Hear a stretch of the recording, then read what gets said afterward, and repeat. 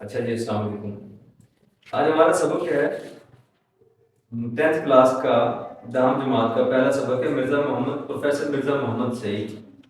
میں نے اس کا ایک مطالعہ کیا ہے، عمودی مطالعہ، مطلب ایک افقی مطالعہ ہوتا ہے اور ایک عمودی مطالعہ ہوتا ہے۔ افقی مطالعہ کون سا ہوتا ہے؟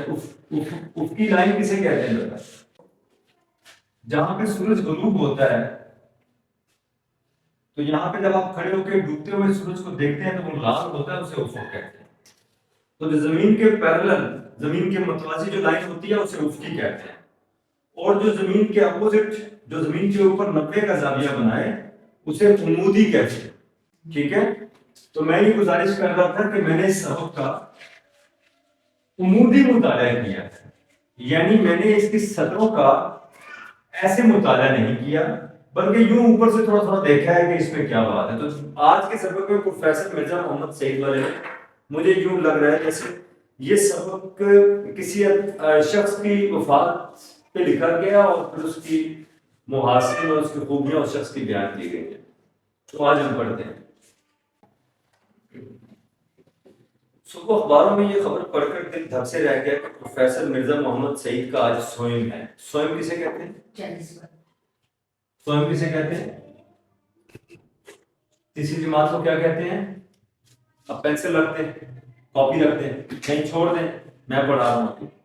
سوم کسے کہتے ہیں؟ سوئم ہے اول، دوم اور سوم، تیجا، پنجابی میں کہتے ہیں تیجا۔ ہم لوگوں میں پنجاب میں، انڈین پنجاب میں سکھوں کے ہاں اور ہندوؤں کے ہاں تیجا ہوتا ہے۔ ٹھیک ہے، تو یہ مشترک ہماری ثقافت ہے ہندوؤں کے ساتھ۔ ہم سوئم کرتے ہیں، تیسرے دن ختم کوئی درود، کوئی پنڈت پادری بلا کے دونوں طرح کے لوگ اپنے اللہ واسطے تقسیم کرتے ہیں چیزیں۔ تو مرزا محمد سعید کا آج سوئم ہے۔ خاموش زندگی، خاموش موت۔ مرزا صاحب کی علالت مزاج یا مرض موت کی اطلاع اس سے پہلے کہیں سے نہیں ملی۔ حد یہ کہ پرسوں وہ رحلت فرما گئے، یعنی کہ ان کے زندگی بھی انہوں نے بتایا کہ خاموش رہی ہے، زیادہ ہنگامے والے آدمی نہیں تھے، اور موت بھی خاموشی سے ہوگی، اتنی خاموشی سے کہ تیسرے دن ان کو پتہ چلا۔ مضمون لکھنے والے کو، مضمون لکھنے والے کو کیا کہیں گے ہم؟ لکھاری۔ ٹھیک ہے، افسوس اتنا بڑا صاحب کمال ہم میں سے اٹھ جائے اور اس کی سناونی ہم تک نہ پہنچے۔ سناونی شدھ اردو ہے یہ، سناونی، سناونی سننے سے ہے، خبر سنی جاتی ہے نا، اس کی خبر ہم تک نہ پہنچے۔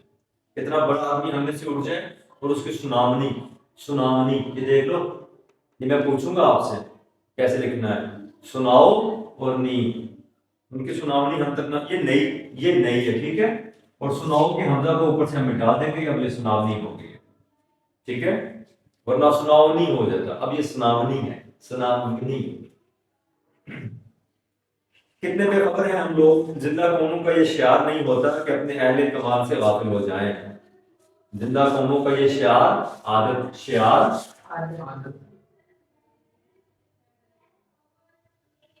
جو ہے عادت ہو گیا، شعار نہیں ہوتا کہ وہ اپنے قیمتی لوگوں سے غافل ہو جائیں، ایسی غفلت مجرمانہ ہوتی ہے۔ شاید یہ ہماری غفلت ہی کی سزا ہے کہ مرزا صاحب کو یوں ایک کا ایک ہی ہم سے چھین لیا گیا، ایک کا ایک ہی، ایک کا ایک ہی، اچانک، ایک دم۔ ٹھیک ہے، ایک کا ایک ہی کو جملے میں استعمال کریں۔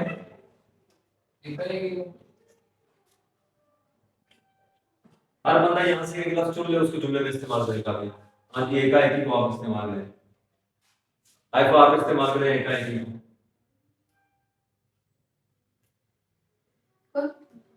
جی کوئی بھی جملہ، جی کوئی بھی جملہ، یقیناً کوئی بھی جملہ۔ ایک آئی کی میرے ہاتھ سے گلاس گر گیا، اگر آپ کو کلاس میں پریزنٹ رہیں گے تو آپ کے لیے کوئی مشکل نہیں ہوگا۔ سناونی کا بناؤ سبھی جملہ،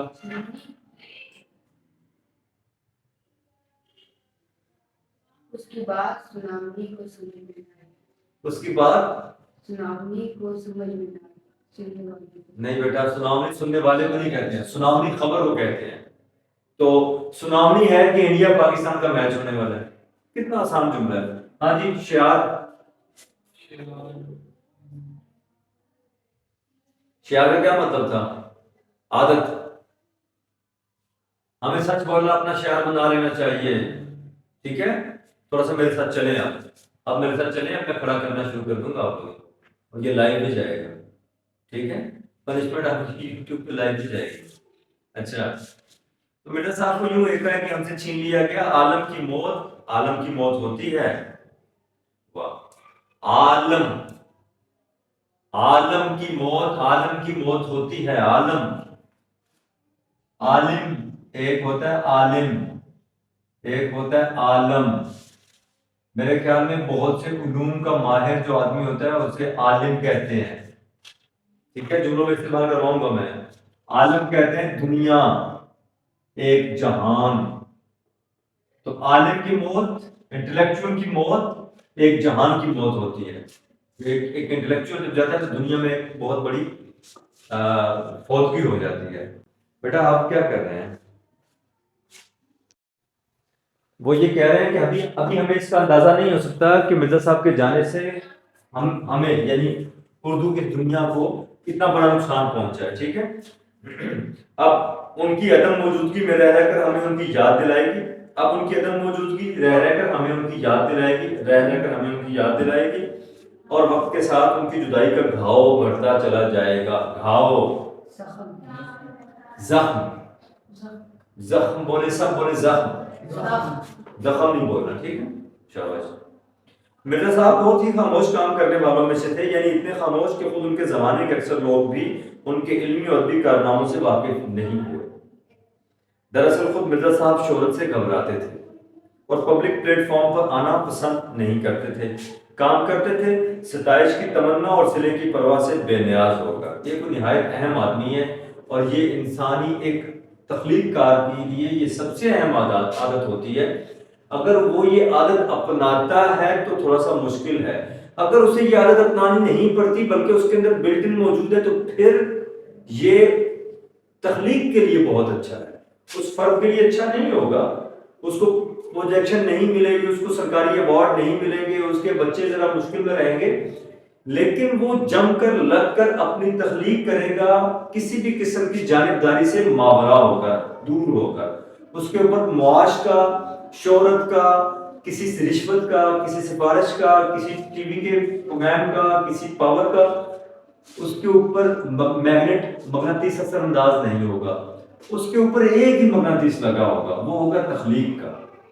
ٹھیک ہے، تو اس کے لیے کیا ہے وہ بتا رہے ہیں کہ پبلک پلیٹ فارم پہ آنا پسند نہیں کرتے تھے، کام کرتے تھے ستائش کی تمنا اور صلے کی پرواہ سے بے نیاز ہو کر اپنی تسکین کے لیے. اس کے لیے انہیں کام کرنا ہوتا تھا. یہ کوشچن جو بنے گا. ٹھیک ہے، اسی لیے کہ انہیں کام کرنا ہوتا تھا. فرمائشی کام انہوں نے ساری عمر نہیں کیے. فرمائشی کام کیا ہوتے ہیں؟ مطلب جو سفارش کروا کر یا اس طرح بولے جائیں. میں بتاتا ہوں آپ کو. براہ طور پہ فرض کریں ایک آدمی ہے، وہ افسانہ لکھتا ہے، اس سے فرمائش آ جائے ٹی وی کی کہ یہ ذرا میری بیٹی افسانے لکھتی ہے، ذرا اس کے افسانے سیدھے کر دیں. یا میرا بیٹا جو ہے اس کو باہر ملک جانا ہے تو اس کو ادیب بن کر جانا ہے، تو اس کی ایک افسانوں کی اگر کتاب آ جائے گی تو وہ ادیب پورٹریٹ ہو کے اس کو ویزا اسی مل جائے گا. تو آپ یوں کریں کہ ایک افسانوں کی کتاب ہمیں لکھ کے دے دیں. یا ایک افسانہ نگار ہے اور اسے کوئی چینل کہتا ہے کہ مجھے یہ ڈاکومنٹری بنا کے دے دیں، میں آپ کو اتنے پیسے دوں گا. وہ کہے گا نہیں میرا میڈیم الگ ہے. میں جیسے ایک آدمی الیکٹرک وائرنگ کرتا ہے، اس کو الیکٹرک وائرنگ آتی ہے، اس کو کہا جائے کہ آپ ویلڈنگ کر دیں تو وہ خراب کرے گا اور اس سے فرمائش کرنے والا بھی غلط کرے گا. اسی طرح افسانہ لکھنے والے کو افسانہ ہی لکھنا چاہیے. ٹھیک ہے، اس کو کوئی فرمائش نہیں پوری کرنی چاہیے. فرمائشی کام انہوں نے ساری عمر نہیں کیے. انہوں نے اب سے 55 سال پہلے سر عبد القادر کے رسالے مخزن میں مضامین لکھے، مگر شیخ صاحب کی فرمائش پر نہیں بلکہ جب خود ان کا جی چاہا لکھنے کا تب لکھے. اگلے وقتوں میں، پرانے وقتوں میں اردو کا سب سے بڑا جو میڈیم یا میڈیا تھا اپنی چیز پہنچانے کا قاری تک، پڑھنے والے تک، وہ کیا تھا؟ ادبی شمارے تھے. اس کے بعد ریڈیو آیا، اس کے بعد ٹی وی آیا، اس کے بعد پھر یہ سوشل میڈیا آیا. ٹھیک ہے، اور ادبی شمارے سب سے پہلے تھے. جب کتاب گورا لے کے آیا تھا نا پبلشنگ کا سسٹم، تو پھر ادبی شمارے ہمارے یہاں جاری ہوئے تھے. تو مخزن کیا ہے؟ مخزن اس شمارے کا نام ہے.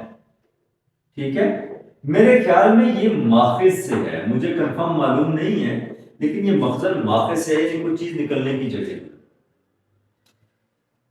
مرزا صاحب کے پیسے کے لیے بھی نہیں لکھتے تھے، پیسے کی تو انہوں نے کبھی پرواہ ہی نہیں کی، بلکہ پیسے کے ذکر پر وہ چڑ جاتے تھے، ناراض ہو گئے. غصہ ناراض ہو جاتے تھے، اور انہیں منانا مشکل ہو جاتا تھا. لاہور کے اکثر پبلشروں نے مرزا صاحب سے کتابیں لکھوانی چاہی اور بڑی بڑی قیمتیں پیش کی، مگر مرزا صاحب نے انہیں ایک لفظ بھی لکھ کر نہیں دیا. اور جب اپنا پہلا ناول یاسمین لکھا تو اپنے ایک شاگرد پبلشر کو بے مزد دے دیا، بے مزد مفت میں دے دیا،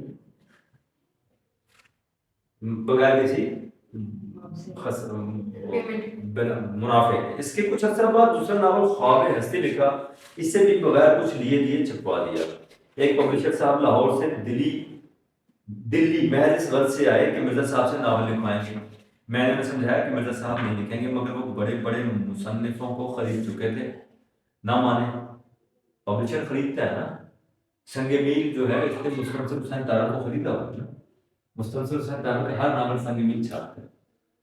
تو جو پبلشر ہوتے ہیں وہ بڑے بڑے رائٹرز کو خریدتے ہیں. ٹھیک ہے، ان کی مارکیٹ ویلیو ہوتی ہے، تو ان کی بک سیل ہوتی ہیں تو پبلشر کو فائدہ ہوتا ہے. وہ ایڈوانس رائلٹی دیتا ہے، ایڈوانس پیمنٹ کرتا ہے کہ سر یہ 10 لاکھ 15 لاکھ 20 لاکھ لیں اور کتاب دے دیں. تو یوں ہوتی ہے کتاب. فرمایا مرزا صاحب سے ناول لکھوائیں گے. میں نے سمجھایا مرزا صاحب نہیں لکھیں گے، مگر وہ بڑے بڑے مصنفوں کو خرید چکے تھے. بولے نہ مانے، بولے ہم انہیں ایک ناول کا 1000 روپیہ دیں گے تو وہ کیوں نہیں لکھیں گے. اب یہ کون سا دور ہے؟ یہ وہ دور ہے جب دلی لاہور ایک تھا، یعنی 47 سے پہلے کا ہے. اس وقت ناول روپے کی ویلیو بہت زیادہ تھی. ٹھیک ہے، بہت ہی زیادہ تھی. مجھے یاد ہے میرے والد صاحب نے 30 میں میٹرک کیا تھا. 30 میں وہ کہتے ہیں کہ مجھے 1 روپے کا چوتھا یا چھٹا یا 8واں حصہ ہوتا تھا، اسے کہتے تھے موری آنا.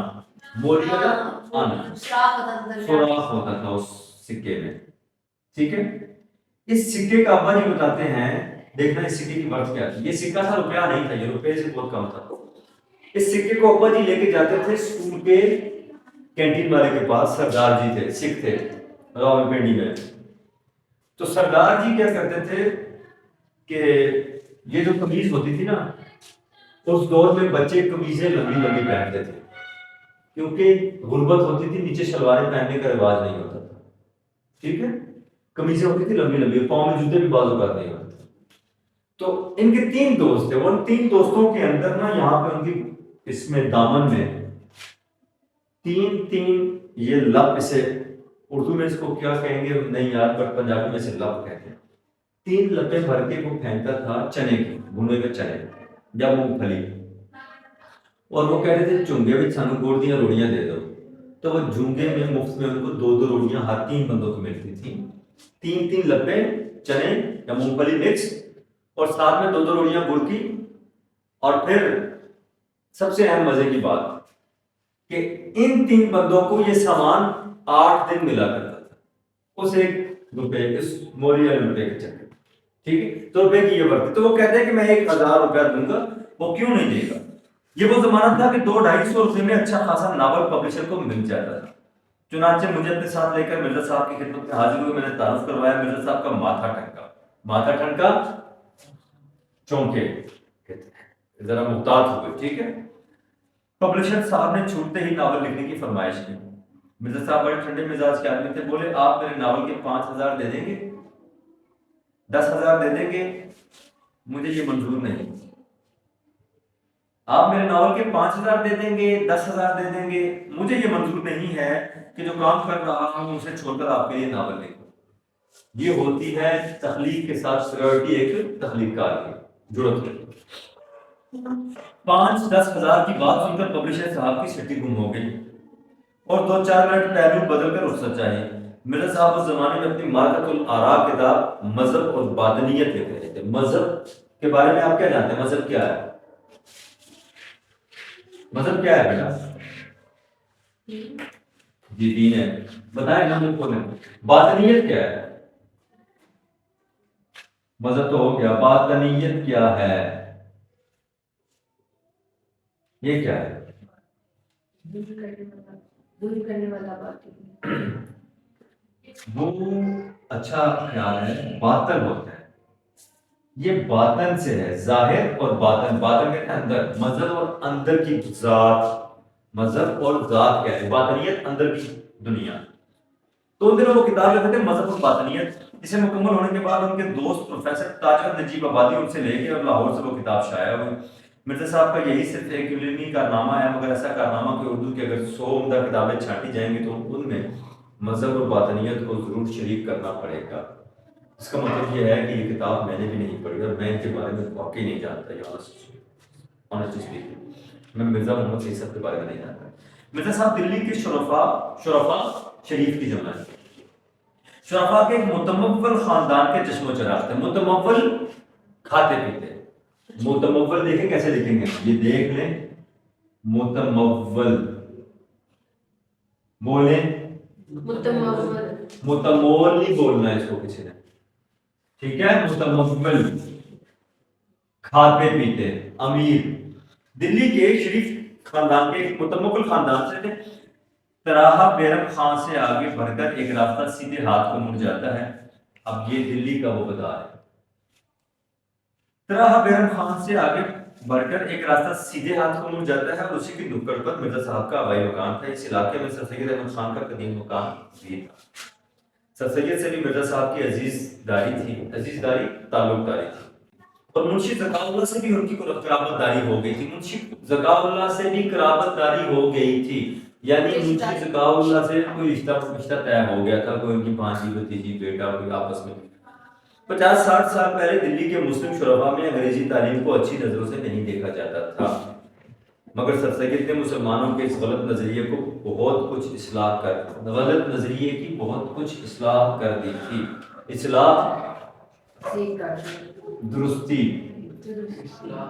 اچھا اب درستی دیکھیں، آپ اکثر یہ لکھیں گے، درستگی لکھتے ہیں اس کو. ہاں ایسے لکھتے ہیں، ہاں یہ غلط ہے، ٹھیک ہے. درستگی غلط ہوتا ہے، درستی ہے. یہی لکھتے ہیں نیچے والے. ہاں ٹھیک ہے، شاباش آپ کی اردو ٹھیک ہے. اچھا اسی زمانے میں دلی کے دو نوجوانوں نے اعلیٰ تعلیم حاصل کر کے علمی حلقوں میں نمود حاصل کی. نمود پھیلاؤ، شہرت، پہچان حاصل کی. لیکن یہ پازیٹیو معنوں میں ہوگا، مثبت معنوں میں ہوگا. نمود پہچان حاصل کی دو نوجوانوں نے. ایک پروفیسر مشتاق احمد زاہدی تھے اور دوسرے پروفیسر مرزا محمد سعید. مرزا صاحب نے اس صدی کے آغاز میں لاہور کے گورنمنٹ کالج میں تعلیم حاصل کی. ان کے استادوں میں علامہ اقبال بھی تھے، جن سے ان کے مخلصانہ تعلقات آخر دم تک قائم رہے، تادم مرگ قائم رہے. تادم مرگ، ٹھیک ہے، تادم مرگ. یہ کتاب میں نہیں لکھا ہوا، مرگ کے سانس تک، ٹھیک ہے. یعنی ہاں جی آخری وقت تک، بالکل ٹھیک ہے، آخری وقت تک تادم مرگ رہے ان کے ساتھ، ٹھیک ہے. اچھا ایک پروفیسر اچھا انگریزی ادبیات میں ایم اے کی سند لینے کے بعد مرزا صاحب نے 1906 میں 2 سال علی گڑھ میں پڑھایا. علی گڑھ کس کا ادارہ تھا؟ شاباش. اور یہ 1906 میں انہوں نے پڑھایا تھا. 6-7 میں کیا ہوا تھا؟ بڑے صغیر میں اہم کام ہوا تھا، ڈھاکہ میں کچھ ہوا تھا، مسلم لیگ کی بنیاد پڑی تھی. تو انہوں نے 2 سال علی گڑھ میں پڑھایا. اس کے بعد گورنمنٹ کالج لاہور ہی میں انگریزی کے پروفیسر ہو گئے. گورنمنٹ کالج لاہور جسے آپ GC یونیورسٹی کہتے ہیں، ٹھیک ہے، وہاں پہ انگریزی کے پروفیسر ہو گئے. پنجاب کے بیشتر اعلیٰ عہدیدار مرزا صاحب کے شاگرد تھے. پطرس اور تاج نے بھی مرزا صاحب سے اکتساب علم کیا. پطرس بخاری کے مضمون یاد ہے 8 بہت معروف مضمون، کتے، مرید پور کا پیر. اگر آپ وہ 8 مضمون پڑھ لیں تو آپ کو اتنا مزہ آئے گا، اتنا لطف آئے گا، اتنی مزاحیہ ہیں وہ، آپ کو ہنسا کے، وہ بہت ضروری ہیں. پطرس بخاری پڑھیں گے ان کو, ٹھیک ہے, ان 8 مضامین کو ہم کسی چھٹیوں میں پڑھیں گے, چھٹیوں میں ان کو پڑھیں گے, یہ بڑا اچھا ہے. تو اور تاج, امتیاز علی تاج جنہوں نے ڈرامہ لکھا اردو میں, انہوں نے بھی ان سے اکتساب علم کیا. اکتساب علم حاصل کیا. اکتساب کیا مطلب ہوگا؟ حاصل کرنا. ساتھ بولا کریں ورنہ جملے بنوانا شروع کر دوں گا میں, ساتھ نہیں بولیں گے تو. بعد میں پطرس خود انگریزی کے پروفیسر ہو گئے, مگر اپنی غیر معمولی قابلیت و ذہانت کے باوجود مرزا صاحب کی نیت کے آگے اپنے آپ کو ہیچ سمجھتے تھے. کیا سمجھتے تھے؟ ہیچ کسے کہتے ہیں؟ کمتر. پنجابی میں کہتے ہیں نیما.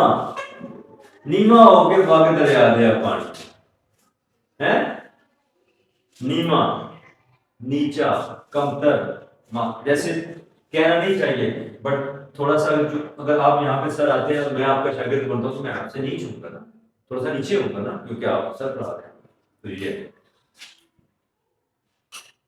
میں نے بارہا پطرس کو مرزا صاحب کی خدمت میں حاضر ہوتے دیکھا ہے. پطرس کو میں نے کسی اور کا اتنا ادب و احترام کرتے نہیں دیکھا, یہاں تک کہ وازرائے ہند کا. کتنی اہم بات ہے.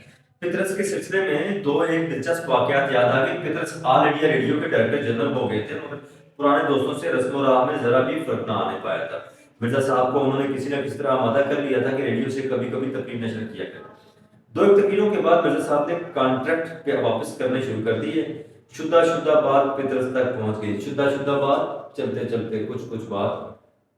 کتنی اچھی یہ جملہ ہے, شدہ بات. اب یہ نئی میرے لیے نیا ہے اور میں اس کو کئی جملے میں برتوں گا. شدہ بات میں نے پہلی مرتبہ پڑھا. شدہ بات پطرس تک پہنچی. حاضر ہوتا وجہ دریافت کی. مرزا صاحب نے فرمایا تمہیں اصلاح دینے کے بعد مجھے یہ منظور نہیں کہ تمہارے شاگرد مجھے اصلاح دیں.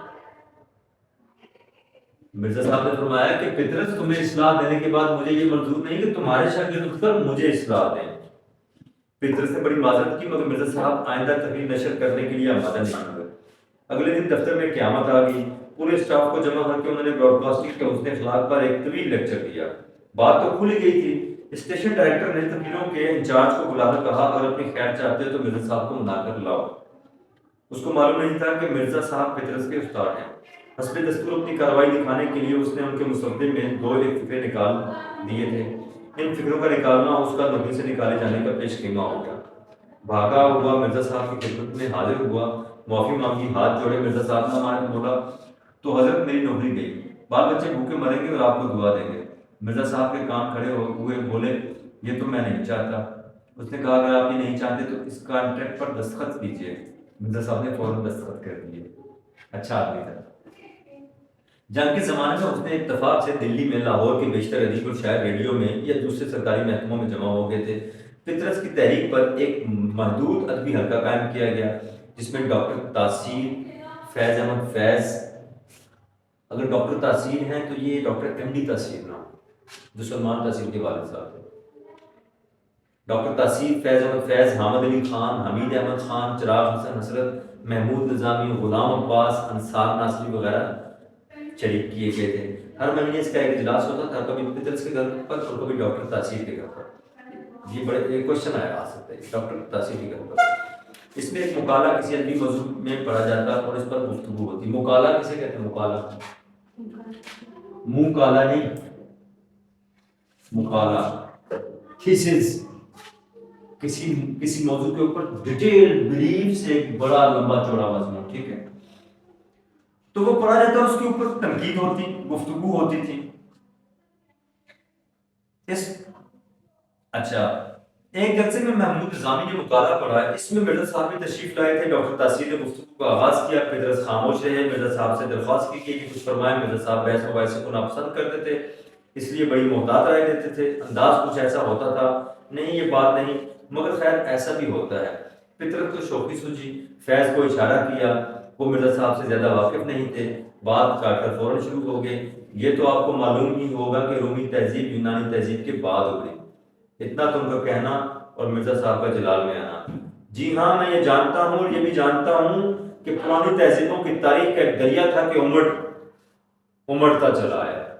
یعنی مرزا صاحب کو چھیڑنے کے لیے پطرس نے فیض سے کہا کہ ذرا ان کو تنگ کریں, اور فیض نے ان کو ٹانٹ کیا, تنگ کیا, تان کیا.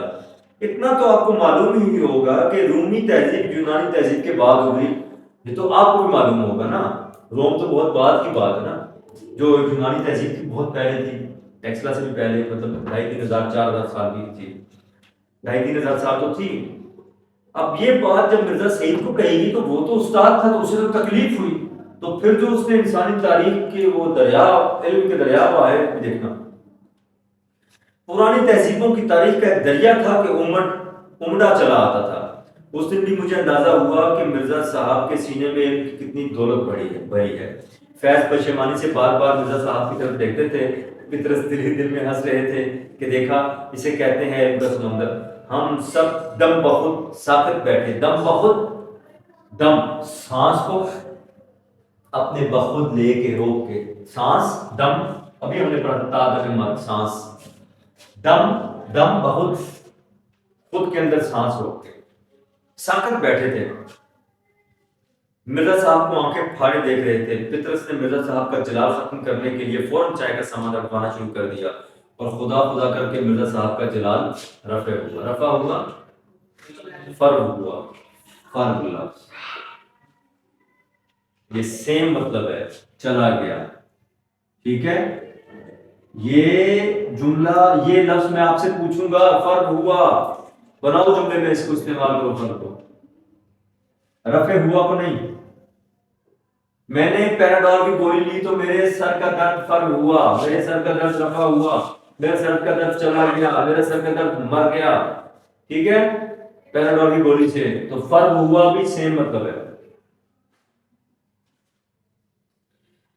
مرزا صاحب گھنٹوں مطالعہ کرتے تھے کہ کتب خانے میں ہر علم کی کتاب موجود تھی، ملازمت درس و تدریس ہی کی تھی، اس لیے نئی سے نئی کتاب پڑھتے رہتے تھے۔ فرماتے تھے اگر میں اتنا مطالعہ نہ کروں تو ان انگریز پروفیسروں کے آگے کیسے ٹھہر سکتا ہوں۔ پینشن لینے کے بعد ان کا واحد مشغلہ مطالعہ کتب ہی رہا۔ ان کا یہ مشغلہ اب تک جاری تھا۔ پینشن کا بڑا حصہ کتابیں خریدنے میں صرف کر دیتے تھے، خرچ کر دیتے تھے۔ مرزا صاحب کی زندگی بڑی سیدھی سادی تھی، کر و فر یا ٹھاٹ پاٹ سے کبھی نہیں رہے۔ کر و فر، اکڑ، کر و فر، اکڑ سے کبھی نہیں رہے، کبھی نہیں رہے۔ گھر کی سواری ہم نے ان کے پاس کبھی نہیں دیکھی۔ معدے کے مریض تھے، پیدل چلتے تھے، رات کو جلدی سوتے تھے، صبح ٹہلنے ضرور جاتے تھے، کھیل تماشے سنیما تھیٹر کچھ بھی نہیں دیکھتے تھے۔ خدا کے فضل سے گھر کا آرام انہیں میسر تھا۔ ان کی بیگم بھی اتنی ذوقتی تھیں، وہ ایک ناول ان کے بھی شائع ہو چکے تھے۔ اولاد سعادت مند، بیوی سلیقہ شوہر، پینشن اتنی کہ بڑھاپے میں کسی کی محتاجی نہیں، کھانا سادہ، لباس سادہ، رہن سہن سادہ۔ پھر احتیاج ہو تو کس بات کی؟ احتیاج، ضرورت، مشکل۔ قلب مطمئنہ کی دولت سے مالا مال تھے۔ ریڈیو پاکستان کراچی سے 12 سال پہلے ایک پروگرام دانش کا شروع کیا جس میں 4 دانشور بلائے جاتے تھے اور سننے والوں کے سوالوں کے جواب فی البدیع دیا کرتے تھے۔ فی البدیع، فوراً ایسے ہی، بغیر رکاوٹ، آن دا اسپاٹ، لائیو۔ میں میرے سوالات کی خدمت انجام دیتا تھا۔ میں نے سوچا مرزا صاحب اگر اس پروگرام میں شرکت فرمانا منظور کر لیں تو اس پروگرام کو 4 چاند لگ جائیں گے۔ چنانچہ میں مرزا صاحب کی خدمت میں حاضر ہوا، عرض مدعا سن کر متبسم ہوئے، فرمایا آدمی شہرت کے لیے کوئی کام کرتا ہے یا دولت کے لیے، مجھے نہ اس کی ضرورت ہے نہ اس کی، میں نے قدری کر لی، میں نے قدری کر لی، میں نے قدری کر لی، قدری میرے خیال میں بہت کر لی۔ مرزا صاحب ٹچ سے مسئلہ ہو گیا، اچھا میں نے قدری کر لی، میں نے ضد کر لی، قدری، اب یہ نیا لفظ ہے میرے لیے، قدری نہیں قدری۔ جب انہوں نے کہا میں نہیں آؤں گا تو میں نے قدری کر لی، میں نے ضد کر لی۔ مرزا صاحب ٹچ سے مسئلہ ہوا، مرزا صاحب بہت قاعدے کرنے کے آدمی تھے، جو کہتے تھے اس سے نہ کرتے۔ کیا میں پاکستان سے پہلے مسلم لیگ میں زور پکڑا تو مرزا صاحب نے سیاست میں بھی حصہ لینا شروع کر دیا اور صوبائی مسلم لیگ کے صدر منتخب کر مسلم لیگ کونسل کے ممبر بھی چنے گئے۔ کراچی یونیورسٹی قائم ہوئی تو اس کے مشیر مقرر ہوئے۔ جب پاکستانی ادیبوں کا گلڈ 59 میں بنایا گیا تو مرزا صاحب ہی نے اس کے پہلے اجلاس کی صدارت فرمائی تھی۔ رائٹرز گلڈ یاد ہے؟ رائٹرز گلڈ کس نے بنایا تھا؟ انگریزوں نے کہ رائٹر تھے، یہ مسلمانوں کو جگا رہے تھے۔ انگریزوں نے نہیں بنایا تھا، ایوب خان نے بنوایا تھا۔ بات وہی تھی کہ شاعر ادیب جو ہے وہ انسانی مسائل پہ بات کرنا شروع کر دیا تھا۔ اس کو کاؤنٹر، اس نیریٹو کو کاؤنٹر کرنے کے لیے رائٹرز گلڈ بنائے گئے सरकारी अदीब शायर, जैसे उन्होंने बताया ना कि उनको किसी चीज की परवाह नहीं होती थी, फरमाइश के उन्होंने कुछ नहीं किया, बता रहे हैं कि राइटर्स गिल्ड की पहली इजलास की सदारत उन्होंने की। तो मिर्जा साहब बज़ाहिर अलीम मालूम नहीं होते थे। इक्केहरा del single body, इक्केहरा single del body, ठीक है। डेल लोग होता है ना, वो बड़े डेल लोग का आदमी है। इक्केहरा डेल सिंगल बॉडी, ठीक है। उजला रंग, कुशादा पेशानी, घनी बम्बों के साए में बड़ी बड़ी रोशन आंखें, रुखसारों की हड्डियां उभरी हुई, कुतरुआ मूंछें, हंसते तो सामने के दो चार दांत टूटे हुए नजर आते मगर बुरे न लगते थे।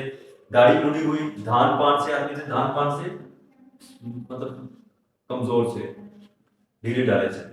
1930 में जब मैंने उन्हें पहली दफा देखा तो उनकी उम्र 44-45 साल थी।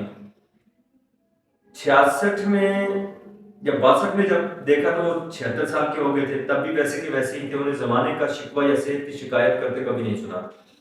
हंस हंस कर बातें करते रहते थे। सुना है कि दिल्ली के दो चार नौजवानों ने सबसे पहले सूट पहनना शुरू किया, उनमें सबसे नफीस सूट मिर्जा साहब ही का होता था, मगर मैंने पिछले 32 सालों में उन्हें हमेशा शेरवानी पहने ही देखा है। अंग्रेजी उनका ओढ़ना पिछोड़ना था, मगर रोब गांठने के लिए कभी अंग्रेजी में बात नहीं करते थे, बल्कि उनकी गुफ्तगू में अंग्रेजी के अल्फाज बिल्कुल नहीं आने पाए। 40 साल की उम्र के बाद ही उनके दोनों हाथों में राशा आ गया था, इसलिए लिखने में उन्हें जहमत होती थी। खुश अखलाक और खुश मिजाज आदमी थे, मगर ज्यादा दोस्त बनाने के कायल नहीं थे। आप भले अपना घर भला, मौत पर हक है, मरना सबको है, मगर मरने मरने में फर्क होता है। मेरे साहब ने अच्छी खासी उम्र पाई, मगर उनकी वफात का सदमा इसलिए ज्यादा है कि ऐसे काबिल, ऐसे शरीफ और ऐसे वजहदार लोग अब जमाना पैदा नहीं करेगा। अफसोस कि प्रोफेसर मोहम्मद सईद वहाँ हैं जहाँ हमारी नेक आरज़ुएं रहती हैं। ऐसी जामिल उलूम हस्ती से महरूम होने का हमें जितना भी गम है कम है।